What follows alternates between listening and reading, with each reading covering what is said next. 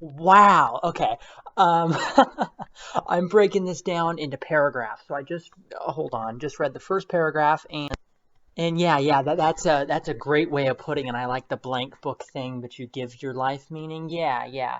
And I'm definitely with you there. And I just kind of want to comment on each paragraph that you say, whether I agree or disagree. I mean, like what you're saying, I certainly agree on because it's, you're not really, geez, me saying this is going to sound crazy. I don't know yet because like who knows? You say, from the curse words towards the bottom there, and all in some caps. Maybe you do get a little crazy, but at first, yeah, you're definitely speak this first paragraph. Yeah, you're definitely speaking, facts here. You're definitely just speaking, what I think a lot of people, including religious people, know, but they don't want to admit to themselves. I think that's a really good way of putting it. It's interesting how you were talking about how it devalues life because your life doesn't matter. Life is only a passing to something beyond life. I definitely feel what you mean there. When I was religious, that was definitely a weird thing to kind of deal with, and something I always had problems dealing with, especially because of my mental state, about how like my life only existed to like spread the word, and then I was just gonna die and then get to my ultimate destination, right? It's weird because it's like, well, shouldn't we all start in the original destination? And it's like, well, stuff that happened a long time ago that's out of your control is why we have to go through the trials of life to get to the destination. But God can do anything, yet that inherently doesn't make any logical sense. It's just a weird it's a weird what would you want to call it? Very paradoxical, very paradoxical in the sense that it's all self fulfilling and can't really be argued with.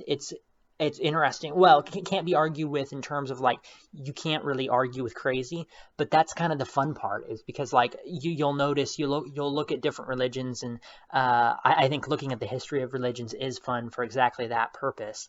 And there's some historical value to them too, but in terms of how they affected the specific region that they've come from and how events such as volcanoes or whatever, Nero and the persecution of the Christians and how it influenced Revelation, things of that nature, I think are interesting in terms of the history of it all. But what was I going on about? Gotta pause this for a second. But that's the thing you'll notice if you look at a lot of religions is that the ones that remain, and especially the things that have changed in a lot of the core religions that are still prominent today, they've evolved, right? And they've changed to fit with they've changed and kind of molded to fit as broad of a category as possible. And although there's still fundamentalist Christians, a lot of Christianity nowadays, even Catholicism, if you look at how it's changed, which is still Christianity, but I know even more about that because of the schooling that I had. But anyways, it's interesting to hear kind of how and look into how it's changed and how like it's gotten broader and broader in order to try and explain all the complexities of the world that we're starting to realize, going from we're the center of everything, God made us and that's it. And then, oh, well, there's the stars and the other planets and things that, another universe out there, but that's it. And then, oh, wow, we're just a microscopic speck in the entire vastness of the universe and everything else. And it couldn't have all been made in, 7 days, 7 days, or everything made in one day, and 7 days for everything to like evolve or whatever. It's like, oh, but it's all metaphorical. It's all just an allegory for things. And then they're like, well, where's the allegory for everything else and possible alternative dimensions and relativity? And what about evolution? And why does it talk about things that say that certain things are supposed to be the beginning of time when we know certain things weren't the beginning of time? And why does it explain us as, or not us, but why does it explain things as like, what is it, water? I think if I remember correctly, water was the first thing that was made. Why is water the first thing that's made in Genesis? It all doesn't make any sense, basically, but it's just funny to kind of hear people try and wrap their mind around it and try to broaden and broaden and broaden, a few thousand-year-old texts, whatever. The Jewish Bible was 5,000 BC, I think, was when the first stories, Jewish parables were created, as far as I know. So, a few thousand, 7,000 years old, roughly. Year old book. It's crazy to hear people try and spin it and broaden it as wide as possible in order to still try and explain the things that we're starting to realize about our universe. But, anyways, the whole thing about I have to believe, that was definitely something that I struggled with personally. And I think it's an interesting, and it was more than just religious. It's funny because you're mad. I definitely went through a phase of anger, but now it's more just kind of pity towards the whole thing. Pity and kind of ironic and kind of melancholy laughter that I have towards, that whole side of the world, theology as a whole. But yeah, I feel like that was my biggest problem personally, and I feel like I can't be the only person, but that it infects other aspects of life, because if the biggest aspect of life, why we're here, existence, and the core tenets of science, if you're able to deny those and just say, oh, it all has to fit into this rubric that I've been raised to believe, if you're able to bend the world around you to that, where does it end, right? If you're able to believe that, where's there room for logic? If that's true, then can you bend history, right? What about all these archaeological findings, or Mesopotamia, or all these fields of science? You can keep bending it, and it keeps going and going, because the more you look at the world, the more we figure out, the less we see. I don't think order is the right word, because there's order in unorder, right? Because there's the universe, we can see that there's mathematical values behind how gravity and everything else works. Even entropy itself can, in ways, be mathematically calculable. We just can't do it yet. But, in terms, an easy way of thinking about it is how we're able to know exactly when meteor showers are going to occur. We're able to code code a device to launch a ball across a field, and know, based on wind conditions and the way that we code the force applied to the mechanical robotic launcher, we know exactly where the ball is going to go, and judging by wind speed and everything else, with our tools that we have, we can roughly judge exactly where the ball is going to land. Things of that nature involve what you could call entropy, but it's not. It's all calculable, because it's simply figuring out the different variables involving gravity and, again, wind speed and everything else. And the more complicated things get, the more difficult it is to figure all that kind of stuff out. But in the end of the day, we're able to see the effects of certain things, and although we might not be able to calculate things exactly, we see the outcomes of certain things, such as relativity, and certain things in terms of time distortion, and how do I word that? Quantum entanglement. There you go. That's the word I was looking for. We see the effects in things such as even quantum entanglement, which is such a far out concept that we still don't have enough proof for, or other examples would be dark matter, dark energy. But all are examples of things that are way beyond the ball and launcher example. But we can still, even something as broad and as complex and mysterious and undetectable as things such as that, even those things we're able to see small remnants and effects of the unseeable, right? We're able to use context clues and see effects in the world, and in the ways that particles react, move, the way that energy is distributed, and the way that basically time distorts, and what is it? I'm trying to think of, because I'm not good with my terms here. but how, whatever, the expansion of the universe is increasing in speed, based off of possible effects that dark energy has on, based on gravitational fields. Let me Google that for a second. Yeah, dark energy and basically force pulling at the fabric of space-time and stretching out and increasing the speed of the expansion of the universe. Things like that are examples of insane, just astronomical concepts that are far beyond anything that's visible, but we're able to see effects, we're able to measure effects, and it's, it comes down to looking at evidence and piecing things together, using context clues and going through and experimenting and trying to figure out what we can find and attaching mathematical calculations to the unexplainable. And at least through that, we're able to have at least brief outlines of what can and cannot happen in the universe. But my point, I guess, as my roundabout way of saying all that, is that we've discovered so much and the universe, and we still know so little. And science is okay with saying that. Science is okay with accepting the fact that we don't know everything. And I feel like, despite what some religious folks would like to say, religion isn't satisfied with that. Religion wants you to pigeonhole the universe into a book. And whether you're a fundamentalist and you actually believe everything has to be exact, or whether you believe that it's just, it's all metaphorical, either way, it still has to be pigeonholed into a certain book. And I feel like it's even worse if you're not fundamentalist in that sense, because, like, although fundamentalism is dangerous, more dangerous than just, the broad idea of, hey, the Bible has to have accuracies in some regard, at least those kind of people that aren't as forceful with it, at least the problem with those kind of people, though, is that you're not, how do I word that? You're not following, you're bending things so out of, especially when you involve, theoretical physics and evolution and everything else, and you're trying to throw all this into the Bible that the Bible never talks about, and you're trying to say that it's explained in some way.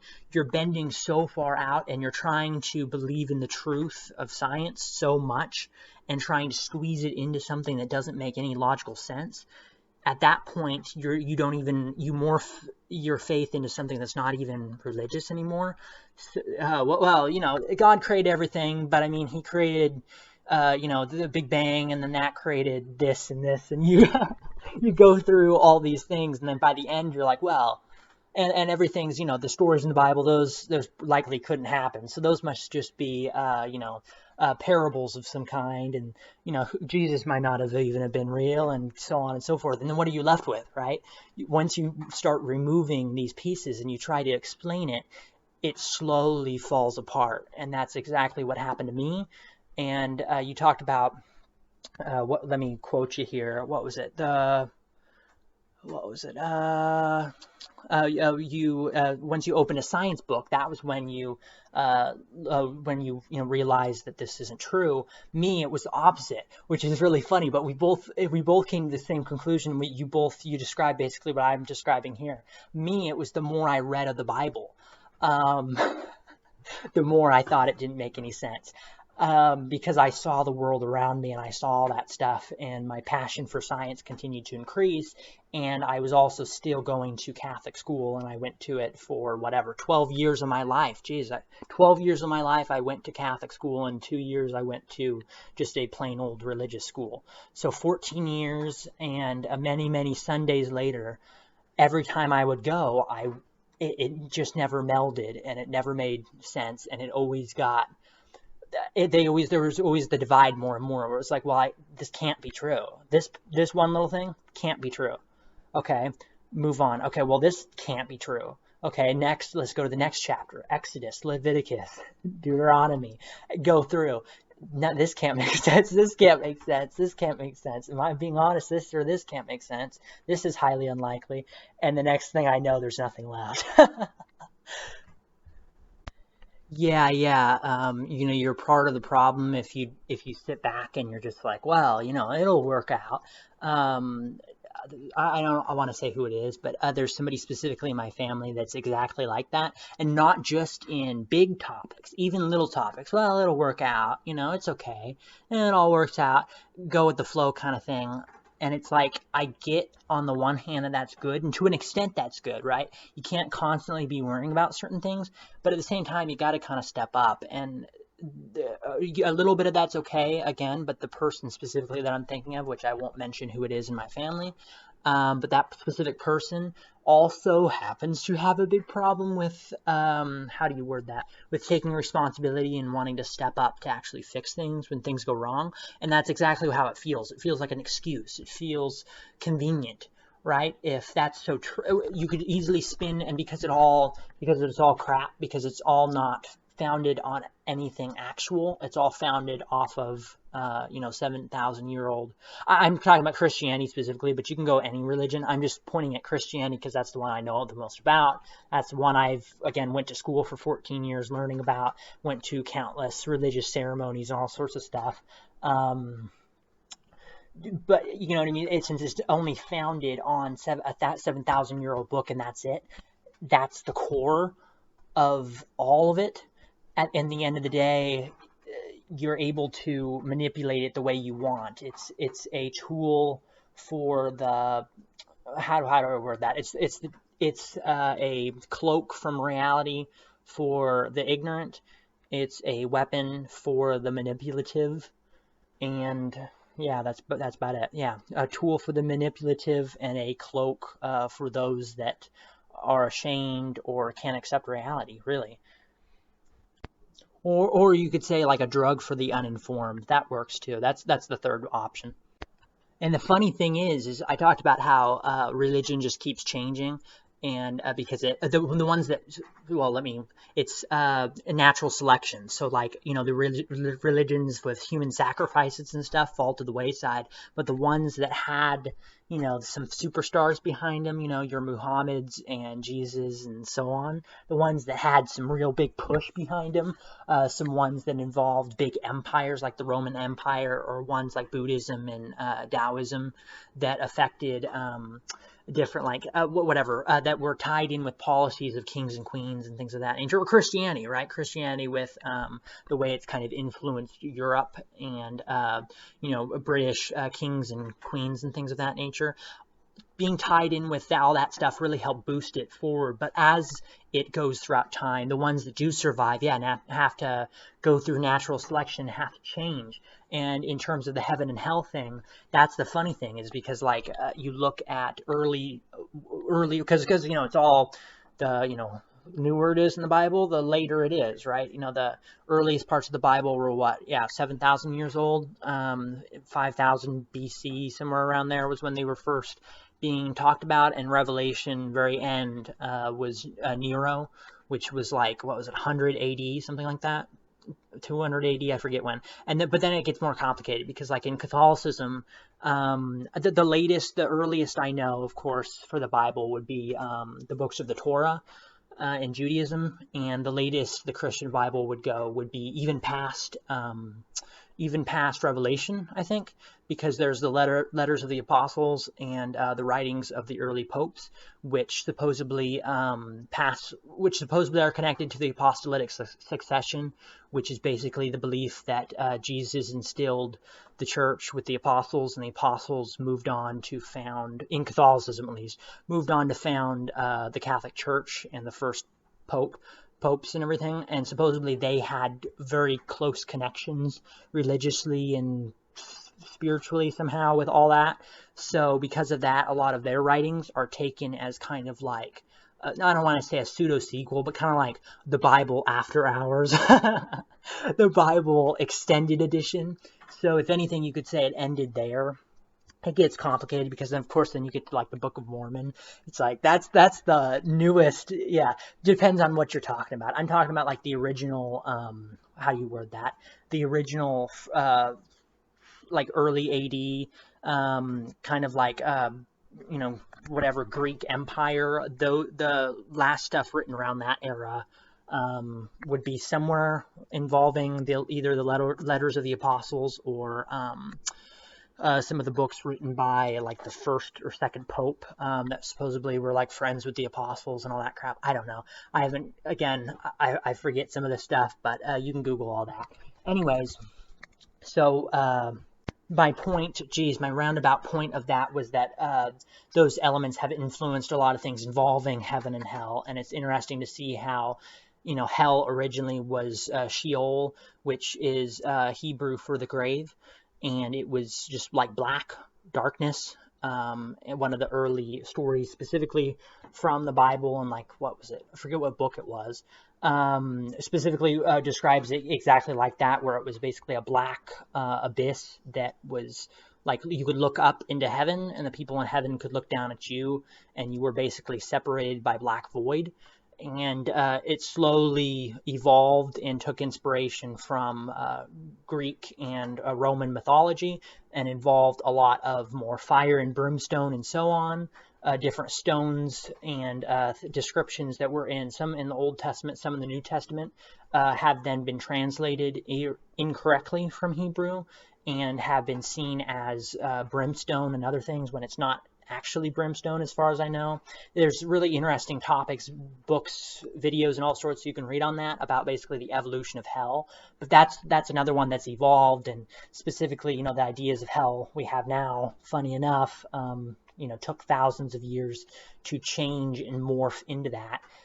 Goes from a pit to a pit that's hot, a pit with fire, a pit with a weird dragon guy, which is supposed to be Satan with like multiple heads and stuff.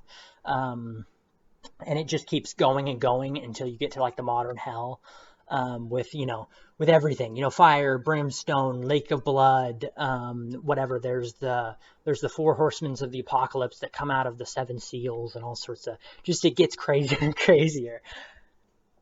And the whole thing about not believing, it's the great weapon, right? How can you get people to believe? I wish, like, imagine if the Republican Party, imagine if the Republican Party or the Federalists or some group was allowed to use the same kind of thing. I mean, there's some scare tactics of like, oh, you don't want to become a snowflake or something like that, but that's like about as far as that kind of stuff can go. You don't want to, you're against the Constitution or whatever. But imagine if they didn't have to say that. Imagine if they went the extra step and they're like, oh, you're going to burn in a fiery pit for all of eternity, right? That's like the greatest weapon you can use to try and get people to not leave, right? Because that's something that was always thrown around, especially when I started changing into a person that didn't believe in that stuff. We started waking up. Specifically, that was my fear, and the fear that was told to me was, well, what if you're wrong? If I'm wrong, if I'm wrong, meaning if religious people are wrong, I just end up in darkness. But if you're wrong, meaning me, or you, then we'll burn forever. So deny all the research, deny the evidence, live in fear. Why should I live in fear of what may not exist if God is loving and all knowing and all this stuff? Why would he allow this to happen? And you always get the same excuse when you ask religious people that, which is, well, it's your own choosing. I'm not choosing to go to hell. I'm choosing to not believe in something that, like you said, is spread by a sword, basically, that, causes death and misery, that causes ignorance, that denies truth, that spreads hate, right? If you're denying that stuff, doesn't mean that you're denying the idea of what God should be, right? But the problem is that most religions that have an idea of God are flawed because they're human made, right? If there is a God, who knows? I don't know how likely that really is, but if there is, I doubt, some long bearded, white men know what God looks like, right? I doubt that God would come and visit and, give us all the crap that he's given us and, lock us in a fiery pit or whatever, allow us to be taken by a dragon, multi-headed dragon, and locked in in the grave, Sheol. It's just ludicrous, man. It's just crazy. I don't know. It's ludicrous. Yeah, I mean, you're hitting the nail on the head here. I haven't heard I get what you mean. I guess you're I guess you're being, I don't know if facetious is the right word, but yeah, I have never heard of an atheist being compared to a pedophile, but I get what you mean metaphorically or symbolically. But yeah, in the sense of, what was the thing you were saying below that? In the sense of you have to, the kind of the have to believe thing. You're not being open minded enough. But yeah, you can't deny the contradictions: misogyny, sexism, violence, injustice. Uh-huh. Like I was telling you, the more I read, the less I believed. Because that's what I've heard, is that, oh, well, just, you need to read more of the Bible, you need to go to church, you need to talk to a priest. I did all of it many times over again. 14 years of studying, many books of reading, right? Constant, church going and all of that. Blessed and talking to religious people and going to religious debates. And again, the more I looked into it, the worse it got. So I think that's really funny. But yeah, exactly. Yes and no about the morals thing. Yeah, we definitely made it all up. I think that's pretty evident, in the sense that there's not evidence, and the craziness of it all, and the contradictions, and how it's ever changing, and so on and so forth. But there are certain things it's weird, because it's like, we have, as humans, it seems as if we have an inherent need or desire to see patterns in things. You look at, who was it? Neil deGrasse Tyson specifically. I don't like certain aspects of what he said. Um, Talking about how, like, he would have, if he wasn't black. Racism is what has held him back from reaching more success. It's like, dude, you're like the no, not most successful, but one of the most successful modern day still alive scientists, right? Stephen Hawking died a few years ago. Of the modern scientists that are still currently around and are well known, he's one of the top. I don't know if he is the top, right? Steph definitely wasn't when Stephen Hawking was still around, but he's up there for sure. Don't pull the black card. Stuff like that I'm against, but specifically, he had a great thing that he said. I believe it was in the interview that he did with Joe Rogan, but he talked about how humans love to see patterns and things. And I mean, yeah, religion's an example of trying to basically say this thing happened or this thing happened, therefore it had to have been from God. People with anecdotal evidence, people love to throw, I saw this happen, or my mother had cancer, but she was healed, or, going back to the Catholic thing once again, Lourdes, I think is how you say it, where is it? Man, it's somewhere in Europe. Might be in England. Anyways, but it was supposed to be holy waters that were blessed by Mary. Mary appeared to these people, right, and told them to dig, and then allowed them to use the water that was blessed by God, and gives people, it's like the fountain of youth, but for Catholics. And a number of people from my school paid a lot of money to go there. Whoa, I wonder why. Wonder why so many plane tickets are so expensive. Everybody's going there. I wonder why you have to pay to get there, as far as I know, in terms of like admission to get in there and everything, because it's all bullcrap, obviously. But supposedly there's all these stories of people that were healed, and it's ludicrous because there's so many people that go there that aren't healed, and it's like, oh, well, that was because that was their time to go. So there's no wrong answer. There's nothing you can debate with these people, because you're like, oh, but they died. It's like, yeah, it was their time to go. But they went to Lourdes. How did those other people get healed? Well, because God wanted them to get healed. Well, if God wanted them to get healed, then why did they have to travel halfway across the world and spend a bunch of money to get access to these holy waters, right? It doesn't make any sense. It's the whole, and it's used in other things too, of course, with like, I got to get back to the pattern thing, but that's an example of the pattern thing in terms of like anecdotal evidence, and saying that, a few people get healed because of reasons, that they went to a hospital or whatever else, but they also happen to go to Lourdes, or they prayed a lot, or X, Y, or Z, and therefore it was God that healed them, not modern medicine, or not the doctors, or the tens of thousands or hundreds of thousands of dollars worth of chemotherapy. No, it was God that did it. And if they died, right, it was just it was their time to go. And he was talking about specifically, I forget his example, but it had to do with, oh yeah, it was flipping a coin, I think. And it was if, like, I forget the number of people. I got to get through this. This is getting super long. But I'm going to have to break this up. If 100 people or 1,000 or whatever flipped a coin, heads and tails, heads went to one side, tails went to the other, and you slowly divided those people up. So the people that got heads and the people that got tails, you eliminated one of them. Let's say you eliminated all tails. So then everybody that got heads, let's say roughly 500 of those 1,000 got heads, they all flipped the coin again. Then about half of them roughly get heads, the tails get eliminated, and you keep doing it over and over again until you get down to one singular person. That one singular person flipped heads however many times. I don't know how many times it was. They may feel lucky. They may say that I felt like I was going to flip heads. I thought I was, lucky that day. I woke up, whatever else. They may come up with a million different things. And that happens all the time. People that win the lottery specifically talk about feeling lucky or that they were blessed. People that survived 9/11. I don't want to get too dark here. But I've watched, documentaries on a bunch of different things, 9/11 included. And there's people that are like, oh, I was late to work that day. God saved me or whatever else it was. God, or, it was luck, or I was meant to do something. Either that or you were just late to work.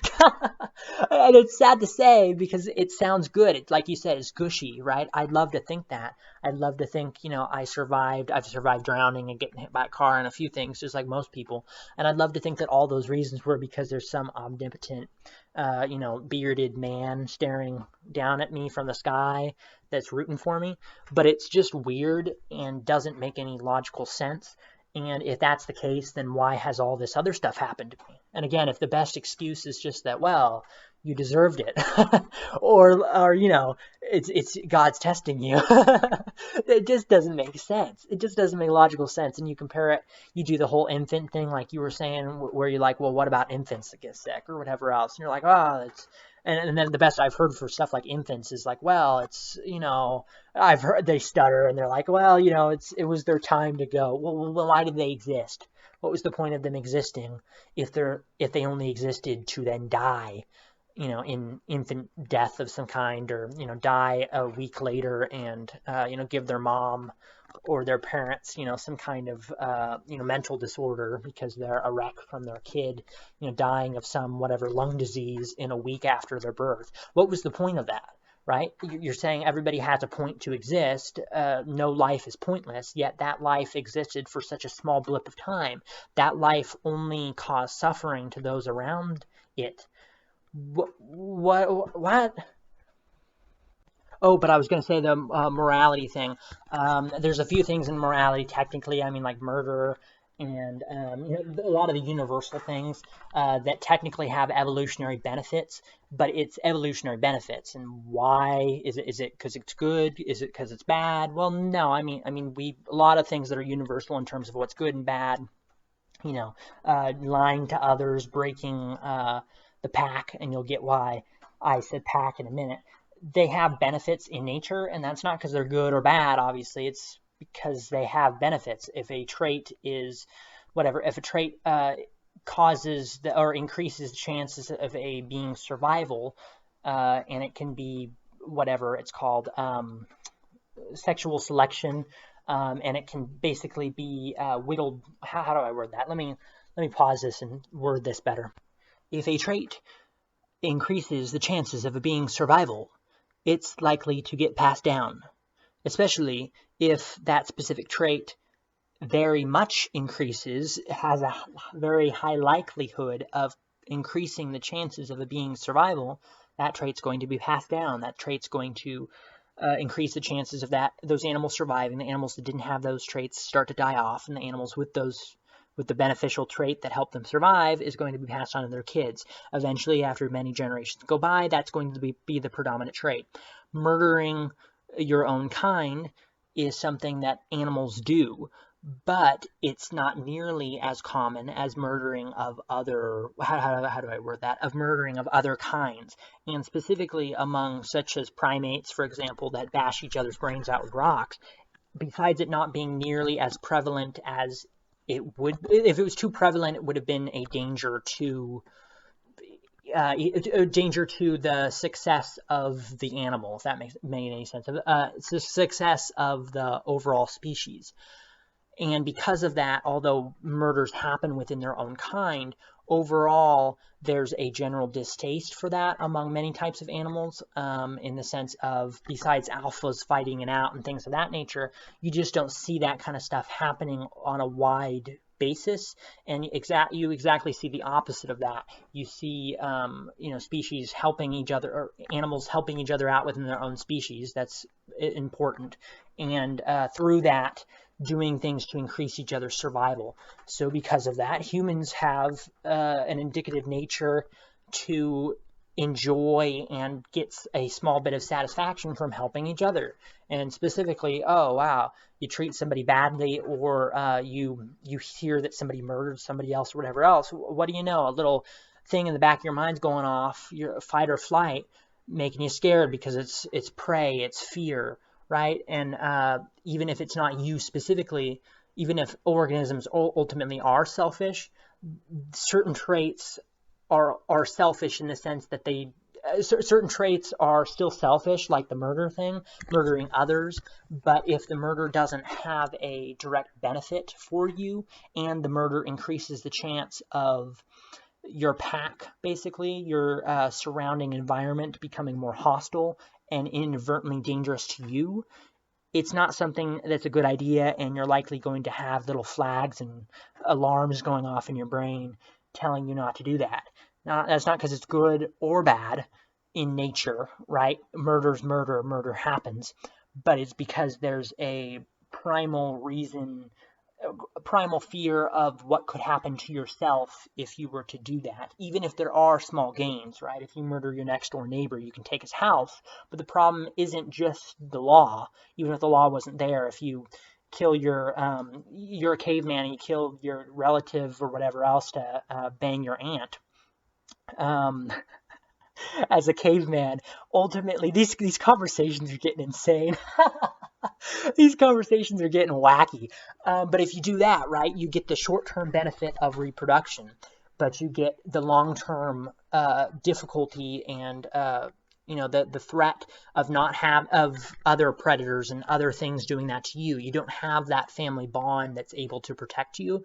So it's not as if family is something that's instilled by a higher power within us. It's not as if murder is something that's just written down on stone tablets and was handed to someone to tell them that it's right or wrong. It's because stuff like that, or stealing, which can break bonds and things of that nature, they're not going to work, right? It's not going to help the organism at all. It causes more harm than good. Therefore, most organisms, in terms that have a level of intelligence, such as apes or humans, have kind of a desire to not necessarily do it all the time, although it still happens. That's basically it. Wow, that was a long one. Holy crap.